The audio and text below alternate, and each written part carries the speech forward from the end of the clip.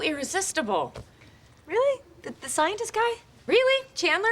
Welcome to Ms. Mojo, and today we're counting down our picks for the top 10 best insults and or comebacks on Friends. Number 10, 5 minutes. While a certain Miss Chenandler Bong is the king of zingers on Friends, on occasion the other members of the gang crack a joke at another's expense. Partway through season 5, each is dealing with the aftermath of Ross accidentally saying Rachel's name at his and Emily's wedding. This is during the won't of Ross and Rachel's will they or won't they relationship. But while chatting with Rachel, Monica wants to make double sure. Oh, wait a minute. You're not going to try. Oh, honey, please. No, I can't get started with all that raw stuff again. Calling back to Rachel deciding at the last minute to come to London to tell Ross she loves him, Monica makes a scathing remark about Rachel's judgment. I don't go for guys right after they get divorced. Right. You only go for them 5 minutes before they get married. Number 9. Why is your family Ross? Ross has many talents, but when it comes to music, his only talent is convincing himself he is talented. We saw that in season 4 when he broke out his keyboard, and we heard it again in season 7 when Monica and Chandler learned that he wants to play the bagpipes at their wedding. He's awful. And when they hear him playing from across the street, Monica and Chandler take turns admonishing each other for their familial ties. Unbelievable. Why is your family Scottish? Why is your family Ross? Number 8. Colonel Sanders. When people are in relationships, they'll often avoid doing things their partner doesn't like. For Ross, one of those things was wearing his white suit. But when he and Rachel broke up, he didn't feel beholden to her fashion advice anymore, and out came the suit, as well as the jokes about him wearing it. Now that you're on your own, you're free to look as stupid as you'd like. But the best jab comes from his sister, who digs into him with an insult covered in 11 secret herbs and spices. You like it, right? Oh, absolutely. I like it even more on you than I did on Colonel Sanders. Number 7. Have you met humans? Sure, we all understand that meeting our partner's parents is a big and often nerve-wracking step in a relationship. However, for most of us, that meeting does not involve physical violence against our future father-in-law. Not so for Phoebe during the first time she meets Mike's parents. In an effort to ingratiate herself with Mike's dad, she compliments his physique and then punches him in the stomach. Phoebe tries to explain to Mike that she's nervous, having never met a boyfriend's parents before, a statement which Mike responds to with a very logical question. Did you just hit my dad? Yes. I'm sorry, I've never met a boyfriend's parents before. But, I mean, you have met humans before, right?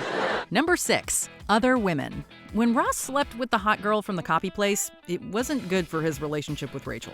In the season 5 episode, the one where Ross can't flirt, Chandler is bothered when Monica tells him that she flirts with other guys and asks Rachel if it bothered her when Ross flirted with other women.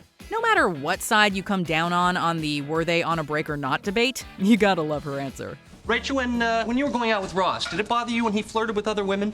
No, it bothered me when he slept with other women. Number 5. A shower. Although Joey does fall in love with Rachel and has the night with Kate, his general attitude towards relationships is, shall we say, more laissez-faire than long-term. So, in the aftermath of the Ross and Rachel breakup, when Chandler comments that it's been a week and maybe everything will be better soon, that makes sense to Joey. Yeah, it's never taken me more than a week to get over a relationship.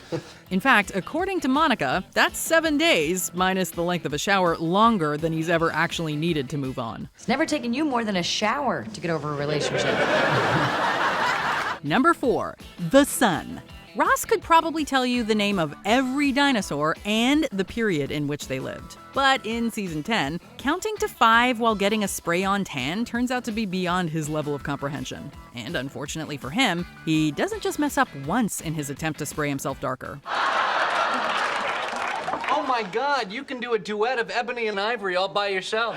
While those multiple mishaps are not great for him, they do provide Chandler with some great material when Ross shows up at the apartment after his spray-on adventures. I went to that tanning place your wife suggested. Was that place The Sun? Number 3. The Lord of the Rings. If we were classifying the friends into stereotypical high school cliques, Joey would be a jock and Ross would be a nerd. And when it came to their time in high school, no one would be surprised to learn that Ross wasn't intimate with anyone. This is a fact that Joey hysterically points out when he doesn't understand why Ross and Chandler's party friend is called Gandalf. After which, Ross asks him about reading The Lord of the Rings. Hello, didn't you read Lord of the Rings in high school? No, I had sex in high school. Number 2, does she have a wedding dress? Over the course of the show's 10 seasons, there are a number of very funny running gags that popped up over and over again. One of the funniest was the bit about Ross getting married a lot. I guess we just find a divorce lawyer? Well, I think Ross already has one. By the season 6 episode, the one with Ross's teeth, Ross had been married and divorced 3 times, which sets Rachel up beautifully when she finds out that Monica might be setting Ross up on a date. Well, why don't you set us up? Oh, are you setting Ross up with someone? Does she have a wedding dress? Number 1, Qtip resistance. Numerous jokes on the show are made at Joey's expense. Sometimes the joke is just about what he says, and other times it also involves a smartass retort from one of the other members of the group, usually Chandler. This was the case when Joey tried to do some quick calculations in his head regarding an event from his childhood. No, wait. 16. No. Excuse me. 15. All right, when was 1990? Okay, you have to stop the Q-tip when there's resistance.